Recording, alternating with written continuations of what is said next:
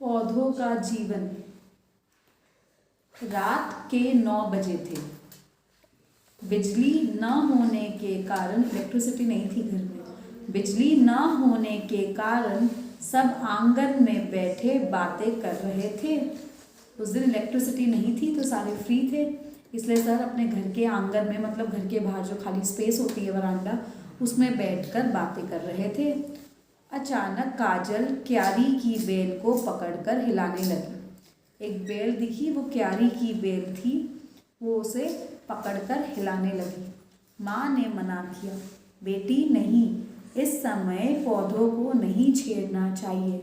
इस टाइम पर, इस समय पौधों को नहीं छेड़ना चाहिए। पौधे सो गए हैं। पौधे भी कहीं सोते हैं? काजल बोली और डाली को हिलाती ही रही, और वो डाली को हिलाती ही रही कि पौधे भी माँ कभी सोते हैं, कैसी बात करती हो। हाँ बेटी, पौधे भी हमारी तरह सोते और जागते हैं, सांस लेते हैं, खाना खाते हैं, पानी पीते हैं। हाँ, अब तुम बेल को हिलाना बंद करो, पिताजी बोले। पंकज भी अपने पिताजी की बात सुन रहा था। उसे उनकी बात रुचिकर लगी, मतलब उसको इंटरेस्ट आया। रुचिकर मतलब अपने पापा को वो देखता रहा, क्योंकि उसे पापा की बात सुनने में मज़ा आ रहा था। वह उठकर पिता के पलंग के पास आ बैठा। कैसे पिताजी, पौधे कैसे खाते पीते हैं, सोते हैं, जागते हैं? उसने पूछा। हाँ हाँ बताइए ना। काजल भी डाल को हिलाना छोड़कर पिताजी के पास चली गई। अब उसने डाल को हिलाना बंद कर दिया और वो पिताजी के पास चली गई। पिताजी बताने लगे, पहले सभी लोग यह समझते थे कि पौधे निर्जीव होते हैं। निर्जीव मतलब नॉन लिविंग, जो जिंदा नहीं है। निर्जीव, निर्जीव, निर्जीव। किंतु लेकिन बाद में वैज्ञानिक प्रयोगों से यह सिद्ध हुआ। वैज्ञानिक मतलब साइंटिफिक, साइंस ने ये बताया, जब एक्सपेरिमेंट्स हुए, वैज्ञानिक प्रयोगों, वैज्ञानिक प्रयोगों, वैज्ञानिक प्रयोगों, वैज्ञानिक प्रयोगों मतलब जो साइंटिफिक एक्सपेरिमेंट्स हुए, तो ये सिद्ध हो गया, ये कंफर्म हो गया कि पौधे में भी जीवन होता है। पौधों में भी जीवन होता है, वो जीते हैं, वो लिविंग बीइंग्स होते हैं, लिविंग थिंग्स होती हैं। काजल, तुम गुलाब के पौधे में से सुंदर गुलाब तोड़ लेती हो, तुम्हें इससे मज़ा आता है, किंतु तुम्हारी इस शैतानी से वह गुलाब का फूल बेचारा तो मर ही जाता है। तुम देखोगी थोड़ी देर बाद ही वो मुरझा जाता है, पौधा पूरा मुरझा जाता है, मतलब सिकुड़ जाता है, उसकी पंखुड़ियाँ गिरने लगती हैं और धीरे धीरे उसकी सारी पंखुड़ियाँ, लीव्स गिरने लगती हैं। पंखुड़ियाँ, पंखुड़ियाँ, पंखुड़ियाँ। जानती हो क्यों? जब वो डाली पर था तो उसे भोजन मिलता था। जब वो फूल डाली के ऊपर लगा हुआ था, ब्रांच के ऊपर लगा हुआ था, तब उसे खाना मिल रहा था। डाली से अलग होकर गुलाब को भोजन नहीं मिल पाता। जब उसे तोड़ लेते हैं और अपने पास रख लेते हैं तो उसे खाना नहीं मिल पाता और वो निर्जीव सा हो जाता है और वो मरा हुआ सा हो जाता है। निर्जीव मतलब मरा हुआ। पंकज, तुमने तो अपनी विज्ञान की पुस्तक में पढ़ा था, तुमने तो अपनी साइंस की बुक में पढ़ा था ना, पुस्तक मतलब बुक, कि पौधे के 6 भाग होते हैं, 6 पार्ट्स होते हैं। जड़, रूट्स, तना, शाखाएं, पत्ते, फूल और फल। जड़ें पौधों के लिए वही काम करती हैं जो तुम्हारा मुंह तुम्हारे लिए करता है। जड़ें मतलब रूट्स, जो हमारा मुंह काम करता है वो जड़ें काम करती हैं। वे धरती से खनिज और पानी चूसती हैं। खनिज मतलब मिनरल्स, खनिज, खनिज, खनिज, खनिज, खनिज छोटी की मात्रा, खनिज, और पानी चूसती हैं और तने की ओर धकेलती हैं और स्टेम्स को देती हैं। तने मतलब जो स्टेम होती है उसको देती है, तने की ओर, तने, तने, तने, धकेलती, धकेलती। जड़ें पौधों को मिट्टी में मजबूतों से गाड़ कर भी रखती है। जड़ मतलब रूट्स, वो आपने पढ़ा था ना कि वो प्लांट को, पौधे को मिट्टी में मजबूती से पकड़ कर रखती है, गाड़ कर रखती है। जड़ें पौधे, आंसर है वेरी इंपॉर्टेंट, जड़ें पौधों को मिट्टी में मजबूती से गाड़ कर भी रखती है। दोनों बच्चे अपने पिताजी की बातें सुन बहुत ध्यान से सुन रहे थे। अच्छा पिताजी, पौधे सांस कैसे लेते हैं? काजल ने पूछा। पत्तों में छोटे छोटे छेद होते हैं, लीव्स में छोटे छोटे छेद होते हैं, जिसे हम स्टोमाटा कहते हैं इंग्लिश में। उनके द्वारा ही पौधे सांस लेते हैं। यदि तुम किसी पौधे को कांच के बर्तन से इस तरह ढक दो कि उसे हवा ना मिले, तो तुम देखोगे कि कुछ समय बाद वह पौधा मुरझा जाएगा। अगर आप पौधे को बंद कर दो एक कांच के डब्बे में, तो पौधा मुरझा जाएगा, सूख जाएगा। पत्ते ही सूर्य की गर्मी में, पत्ते ही, लीव्स, सूर्य की गर्मी मतलब सन की हीट में, गर्मी में हवा से कार्बन डाइऑक्साइड लेते हैं। हरी तख्तों की सहायता से पौधे के लिए भोजन बनाने का काम करते हैं। ध्यान से सुनो, क्या करते हैं? यदि तुम किसी पौधे को कांच के बर्तन में इस तरह ढक दो कि उसे हवा ना मिले, तो तुम देखोगे कि कुछ समय बाद ही वह पौधा मुरझा जाएगा।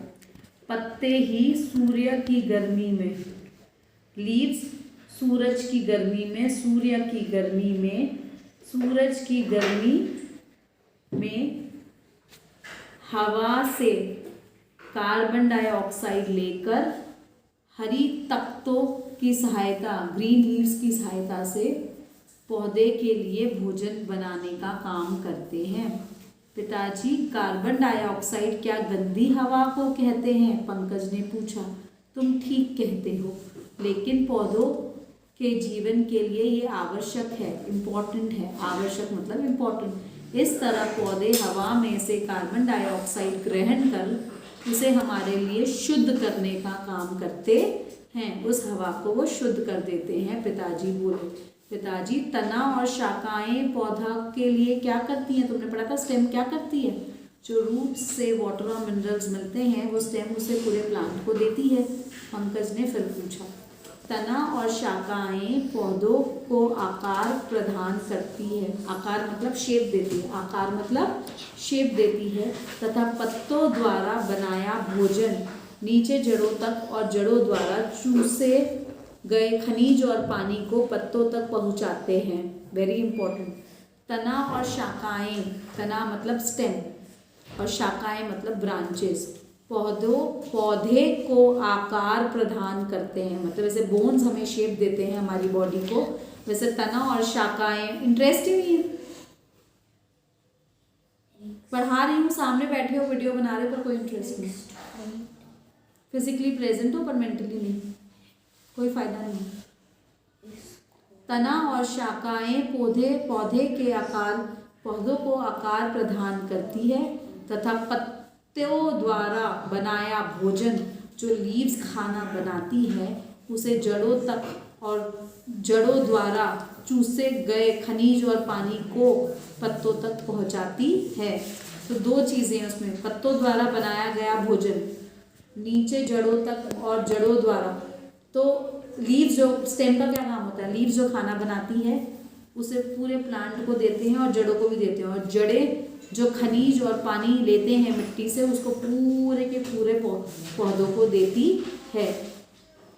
तो तना और शाखाएं पौधे को आकार प्रदान करते हैं तथा पत्तों द्वारा बनाया भोजन नीचे जड़ों तक और जड़ों द्वारा चूसे गए खनिज और पानी को पत्तों तक पहुंचाते हैं। शाखाएं पत्तों को सूर्य की ओर उन्मुख भी किए रहती है। शाखाएं, ब्रांचेस जो हैं, वो पत्तों को हमेशा सन फेसिंग रखते हैं, सन की तरफ फेस करते हो लीव्स को। शाखाएं पत्तों को सूर्य की ओर उन्मुख भी किए कर रहती हैं। वे समझाने लगी। पत्तों द्वारा बनाया गया भोजन भी जड़ों, जब पत्ते जो खाना बनाते हैं, जो भोजन बनाते हैं, उसे वो जड़ों को शाखाओं, फलों और बीजों के रूप में एकत्र हो जाता है और इन्हें हम खाते भी हैं। तो पत्ते जो भोजन बनाते हैं, शाखाएं, फल और बीज के रूप में, शाखाएं मतलब ब्रांचेस, फल फ्रूट्स, बीज सीड्स के रूप में एकत्र हो जाते हैं। वो खाना इसके ऐसे कन्वर्ट हो जाता है, या तो वो फल बनता है या तो वो बीज बनता है, और इन्हें हम खाते भी हैं। क्या हम जड़ भी खाते हैं? जड़ मतलब रूट्स भी खाते हैं। हाँ, काजल ने हैरानी प्रकट करते हुए कहा। हाँ, चुकंदर खाइए कभी। मूली, गाजर, शलगम, पौधे की जड़ों का ही तो रूप है, रूट्स ही तो हैं। चुकंदर, मूली, गाजर, शलगम। गन्ना, कमल, ककड़ी पौधों के तने के रूप हैं, पौधों के तने के रूप। माँ ने बातचीत में भाग लेते हुए कहा। तन क्या होता है? तने क्या होता है? पत्ते तो साग के रूप में खाते ही हैं, जैसे मेथी के पत्ते, पालक, सरसों, चने के पत्ते, चौलाई के पत्ते आदि। कुछ पौधों के फल भी खाए जाते हैं और कुछ के बीज हम खाते हैं। बताओ तो कौन से पौधे के फल सब्जी के रूप में खाते हैं? माँ ने पूछा। सवाल सरल था, फिर भी बच्चे उसका जवाब नहीं दे पाए। देखो, काशी फल तो फल कहलाता है। टमाटर, घिया, तोरी, भिंडी भी पौधों के फल ही होते हैं। फल अपने अंदर बीज को समेट कर रखते हैं। पिताजी, आपने यह तो बताया ही नहीं कि हम बीज किन पौधों के खाते हैं। पंकज बोला। सारी दालें आदि पौधों के बीज ही होते हैं। सारी दालें आदि पौधों के बीज ही तो होते हैं। जो हम दाल खाते हैं वो पौधों के बीज होते हैं। सरल उदाहरण लेना चाहो तो मटर की फली, लोबिया, सेम, ग्वार की फली का नाम भी ले सकते हो। माँ ने बताया सारे पौधे, सारी दालें आदि पौधों के बीज ही होते हैं। सरल उदाहरण एग्जाम्पल तो मटर की फली, ये सब बीज ही हैं। लोबिया, सेम, ग्वार की फली। इतने में बिजली आ गई। माँ उठकर रसोई घर में खाना पकाने लगी, चली गई। पिताजी ने समझाया, वनस्पति जगत पर हमारा जीवन निर्भर है। प्लांट्स पर हमारा जीवन निर्भर है, वनस्पति। इसलिए हमें व्यर्थ में फूलों और पौधों को तोड़ना नहीं चाहिए। तुमने देखा है, माली पौधों को अपने बच्चों के समान प्यार करता है, उनकी देखभाल करता है। हमें भी उसकी तरह पेड़ पौधों की देखभाल करनी चाहिए। खाना लग गया है, अब जल्दी से अंदर आके खा लो, कहीं बिजली फिर न चली जाए। माँ की आवाज़ आई तो बच्चे उठकर कमरे की ओर चल दिए, किंतु दोनों अभी भी पौधों के विषय में ही सोच रहे थे, उसके बारे में ही सोच रहे। Thank you, bye bye, it's over.